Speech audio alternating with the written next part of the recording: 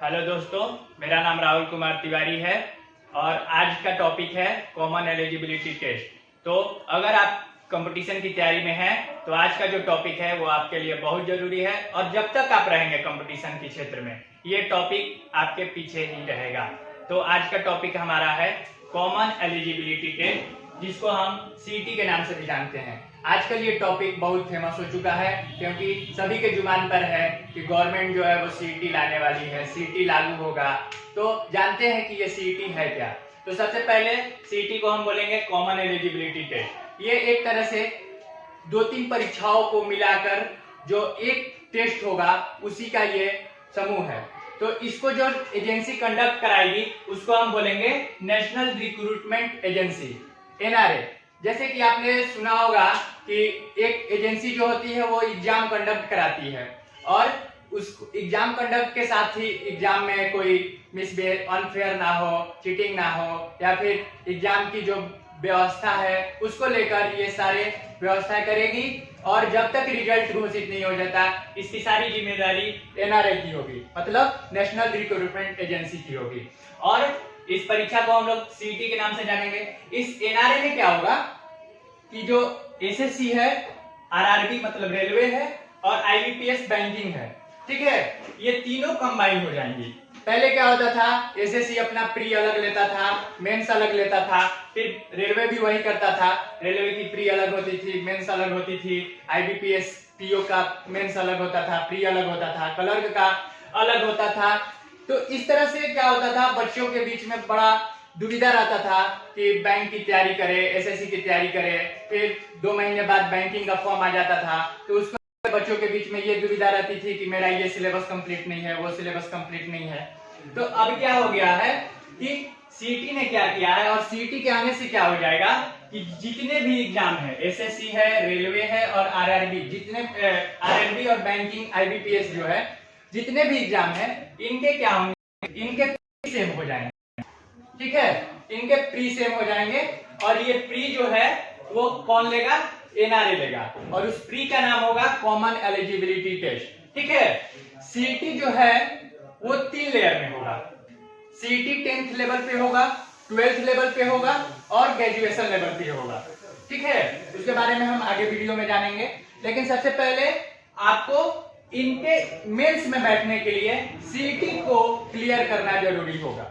मतलब आप समझ सकते हैं कि ये जो सीईटी होगा वो एक तरह से प्री होगा इन सबके एग्जामों में के मेंस में बैठने के लिए, ठीक है। तो आप अगर प्री क्लियर करते हैं तो अब आपके ऊपर डिपेंड करता है कि आप एसएससी के मेंस में बैठेंगे, रेलवे के मेंस में बैठेंगे या आईबीपीएस बैंकिंग के मेंस में बैठेंगे, या फिर 2 या तीनों में बैठ सकते हैं, ठीक है।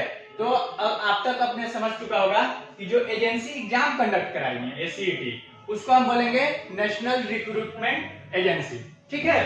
और जो एग्जाम का नाम होगा वो होगा कॉमन एलिजिबिलिटी टेस्ट। आइए अब इसके बारे में हम लोग डिटेल में जानते हैं। अभी तक हमने क्या देखा, अभी तक हमने देखा कि कौन सी एजेंसी एग्जाम कराएगी और उस एग्जाम को हम क्या करेंगे। अब अभी हम जानते हैं कि ये कब से लागू होगा। तो लागू तो ये 2020 में ही होने वाला था, लेकिन लॉकडाउन और कोरोना के चलते इसे 2021 तक एक्सटेंड कर दिया गया, ठीक है। ये किन एग्जामों में लागू होगा, तो एसएससी, बैंक और रेलवे के एग्जामों में लागू होगा। ये इसके एग्जाम साल में 2 बार होंगे, ठीक है। साल में 2 बार आप सीईटी में बैठ सकते हैं और इसके सेंटर जो है वो हो सकता है इस डिस्ट्रिक्ट में ही पड़े और 12 भाषाओं में इसके एग्जाम होंगे। पहले क्या होता था, हम लोग देखते थे कि बिहार के लड़कों को भेज देता था गुजरात, फिर गुजरात के लड़के को कई दूसरे स्टेट में भेज देता था। लेकिन अब क्या होगा कि इसके सेंटर हमारे डिस्ट्रिक्ट में ही पड़ेंगे या फिर हमारे दूसरे डिस्ट्रिक्ट में, मतलब हमारे ही राज्य के दूसरे डिस्ट्रिक्ट में पड़ेंगे। इसकी एक नाकामी क्या है कि अगर पहले हम लोग देखते थे कि हमारे आसपास जो सेंटर पड़ते थे उसमें बहुत घोटाला हो जाता था, घोटाला होते भी हैं, हमारे जो आसपास सेंटर पड़ते हैं उसमें घोटाला होते हैं। आप एसएससी का उदाहरण ले सकते हैं। तो ऐसा ना हो उसके लिए सरकार कुछ काम करेगी ही। तो इसका सबसे फायदेमंद भी ये प्लस पॉइंट है कि अब हमें दूर नहीं जाना पड़ेगा। इसमें एक डिमेरिट भी है कि ये सेंटर डिस्ट्रिक्ट में पड़ेगा तो हो सकता है इसमें घोटाले की ज्यादा मात्रा बढ़ जाए। इसके एग्जाम जो होंगे वो 12 भाषाओं में होंगे। पहले क्या होते थे, एग्जाम 2 भाषाओं में होते थे, हिंदी और इंग्लिश, लेकिन अब इसे 12 भाषाओं तक एक्सटेंड कर दिया गया है। क्वेश्चन टाइप कैसे होंगे, क्वेश्चन टाइप ऑब्जेक्टिव टाइप होंगे, और इसका मोड ऑफ एग्जामिनेशन होगा ऑनलाइन। ठीक है, ऑब्जेक्टिव क्वेश्चन आएंगे, आपको उसमें से ऑप्शन सिलेक्ट करके आपको उत्तर देना होगा, ऑनलाइन मोड ऑफ एग्जामिनेशन होगा। स्कोर जो होगा वो कट ऑफ के नाम से जाना जाएगा। ठीक है, कट ऑफ क्या होता है, जैसे मान लीजिए किसी भी एग्जाम का होता है कि जैसे आजकल एयरफोर्स है, नेवी है, उसका कट ऑफ आता है कि जनरल के लिए इतना कट ऑफ है, या फिर दूसरे जाति के लिए इतना कट ऑफ है, उसी तरह इसका भी कट ऑफ आएगा, उसको हम सीटी स्कोर के नाम से जानेंगे। ठीक है, सीटी के स्कोर के नाम से जानेंगे। और जैसे मान लीजिए आप 100 नंबर का पेपर हुआ और आप 100/80 लाते हैं, तो ये आपका सीटी का स्कोर हो जाएगा। 80 जो होगा आपका सीटी का स्कोर हो जाएगा। अब आप 80 तो ला दिए, अब एसएससी क्या कहेगा कि आप 80 स्कोर ला दिए, तो आप एसएससी बैंक और रेलवे के हिसाब से अब अपने वो देंगे, नोटिफिकेशन देंगे। एसएससी क्या बोलेगा, जिसके सीटी में 75 है वो हमारे मेंस में आके बैठ सकता है। ठीक है, बैंक क्या बोलेगा, जिसके 85 हैं वो हमारे मेंस में बैठेगा। रेलवे क्या बोलेगा, जिसके 65 हैं वो हमारे मेंस में आके बैठेगा। तो आप इस 80 के सीटी स्कोर से एसएससी में बैठ सकते हैं, रेलवे में बैठ सकते हैं, लेकिन आप बैंक में नहीं बैठ सकते हैं अगर आपके इतने मार्क्स नहीं आए हैं। तो उसके लिए भी सरकार ने क्या किया है, आपको चांस दिया है इन्फिनिटी। आप फिर से एग्जाम दीजिए, अपने स्कोर को सुधारिए, और फिर मान लीजिए ये कट ऑफ इतना ही रखता है तो आप इसके भी मेंस में बैठ सकते हैं अगर आप 85 प्लस ला दिए तो। ठीक है, तो इस तरह से ये सीटी स्कोर देगा। ठीक है, उसके बाद इसकी वैलिडिटी 3 सालों तक होगी। अगर आपने 80 ला दिया, अगर आप फिर से एग्जाम नहीं देना चाहते हैं, तो ये जो आपका सीटी स्कोर कार्ड होगा वो 3 सालों के लिए वैलिड होगा। आप 3 साल में एग्जाम नहीं भी दे सकते हैं, या फिर अगर आप अपने सीटी को स्कोर को सुधारना चाहते हैं तो आप एग्जाम दे भी सकते हैं। इसके चांसेस जो होंगे वो इन्फिनिटी होंगे, इसकी कोई चांसेस नहीं है। आप जितना बार भी सीटी का एग्जाम देना चाहें आप वो दे सकते हैं। इसका सिलेबस देखिए, अभी सिलेबस के बारे में कुछ कहा नहीं जा सकता क्योंकि अभी इसके बारे में कोई सरकार की गाइडलाइंस नहीं आई है, लेकिन जहां तक हमने देखा है कि एसएससी क्या करता है, एसएससी ज्यादातर मैथ पे फोकस करता है। ठीक है, इंग्लिश इसमें उतना होता नहीं है। रेलवे क्या करता है, रेलवे क्या करता है, ये जीएस साइंस पे ज्यादा फोकस करता है। ठीक है, और बैंकिंग क्या करता है, इसके इंग्लिश तगड़े होते हैं। ठीक है, लेकिन अब क्या हो गया, ये तो जब अलग अलग होता था एग्जाम तब की बात हुई, लेकिन अब क्या हुआ, ये अब तो सबके प्री एक हो गए, सबके प्री एक हो गए। तो ऐसा हो सकता है कि ये कर दे, एनआरए क्या कर दे कि 50 मैथ्स रख दे, जीएस 50 रख दे, इंग्लिश 50 रख दे, और रीजनिंग भी 50 रख दे। इससे क्या होगा, एक स्टेबिलिटी बनी रहेगी सिलेबस में, किसी को परेशानी नहीं होगी, ना इंग्लिश का ज्यादा महत्व रहेगा, ना मैथ्स का ज्यादा वेटेज रहेगा, और ना ही जीएस का, ना ही रीजनिंग का। इससे क्या होगा, सब इक्विवेलेंट में शेयर हो जाएंगे। तो हो सकता है कि ये 50-50-50 में डिस्ट्रीब्यूट कर जाए, लेकिन अभी इस पे कोई गाइडलाइंस नहीं आई है। देखिए, अब टाइप ऑफ सीटी क्या है, टाइप ऑफ सीटी आपने देखा होगा, एसएससी क्या करता है, एसएससी रेलवे और बैंकिंग ये सब का एक एजुकेशनल क्वालिफिकेशन होता है। ठीक है, कि हम 10th लेवल पे कुछ जॉब देंगे, कुछ 12th लेवल पे देंगे, और कुछ ग्रेजुएशन लेवल पे देंगे। एसएससी 10th लेवल पे एमटीएस देता है, 12th लेवल पे एलडीसी देता है, और ग्रेजुएशन लेवल पे क्या देता है, सीजीएल देता है। ठीक है, तो ये क्या करेगा, ये क्या करेगा, अब ये देगा तो इस तरह ही, इसमें कोई बदलाव नहीं आएंगे। लेकिन क्या कहेगा कि अगर आप एमटीएस में बैठना चाहते हैं तो आप सीटी 10th का स्कोर दिखाइए, जो आपने 10th लेवल पर सीटी दी हुई है। अगर आप एलडीसी के मेंस में बैठना चाहते हैं तो आप 12th के स्कोर को दिखाइए। अगर आप ग्रेजुएशन में बैठना चाहते हैं, सीजीएल में बैठना चाहते हैं, तो ग्रेजुएशन का स्कोर कार्ड दिखाइए।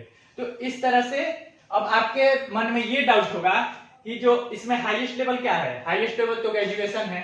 अगर हमने सीटी ग्रेजुएशन लेवल का दे दिया तो हो सकता है कि हम 10th और 12th दोनों में बैठ जाएं।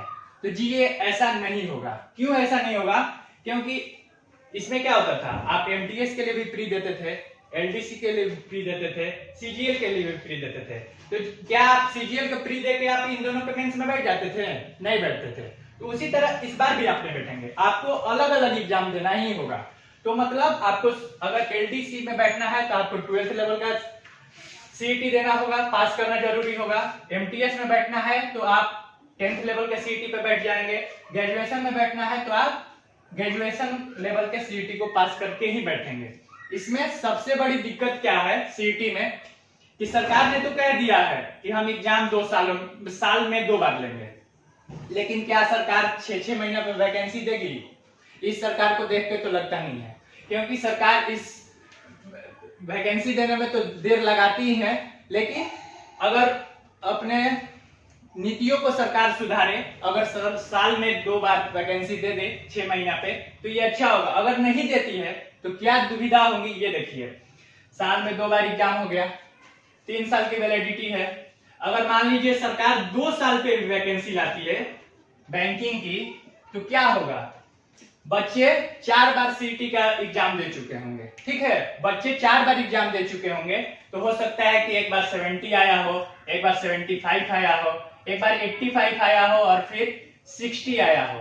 तो हो सकता है इसको कवर अप करके ये स्कोर लगा दें और बच्चे आगे बढ़ जाएं। तो पहले क्या होता था, जो मेंस में प्री में भीड़ होता था, अब प्री में तो मेंस में भीड़ होगा ही, प्री में तो भीड़ होगा ही, साथ ही मेंस में भी भीड़ होने लगेगा। और कब जबकि सरकार डिले करेगी वैकेंसी में तब। अगर सरकार डिले नहीं करती तब तो ठीक है, क्योंकि जो बच्चे फ्री में स्कोर अच्छा करेंगे वो फिर 6 महीने में उसमें बैठ के फिर अपना क्वालिफाई कर जाएंगे, नौकरी ले लेंगे।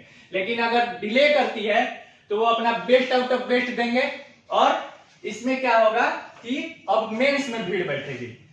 अब जैसे देखिए प्री में क्या होता है, प्री में बच्चे पहले क्या होता था कि हम एसएससी का भी प्री देंगे, बैंक का भी प्री देंगे, रेलवे का भी प्री देंगे, लेकिन अब तो एक कर दिया तो अब सबका प्री एक हो गया। लेकिन मेंस में भीड़ नहीं होता था क्योंकि छट जाते थे। लेकिन अब जब क्या कर दिया कि ट्वाइस ए ईयर कर दिया, तो इसमें क्या होगा, अगर सरकार समय पर वैकेंसी नहीं निकालती है तो इससे मेंस में भीड़ बढ़ जाएंगे। तो आशा करते हैं कि सरकार जो है वो ईयरली में हाफ ईयरली पे ही वैकेंसी निकाले, साल में 2 बार ही निकाले, जिससे कि बच्चों की भीड़ कम हो और स्मूथली प्रोसेस हो जॉब का। क्या है सीईटी का पूरा वीडियो, इसमें हमने देखा सीईटी क्या है, कैसे होगा, कब होगा, सीईटी की सिलेबस क्या है, सीईटी के चैलेंजेस क्या है और सीईटी की बेनिफिट क्या है। आशा करता हूं कि आपको ये वीडियो बहुत पसंद आई होगी। अगर आपको ये वीडियो पसंद आई है तो लाइक करें, कमेंट करें और इसे ज्यादा से ज्यादा शेयर करें, और साथ ही हमारे विद्यासागर क्लासेस को चैनल को सब्सक्राइब करें। जय हिंद।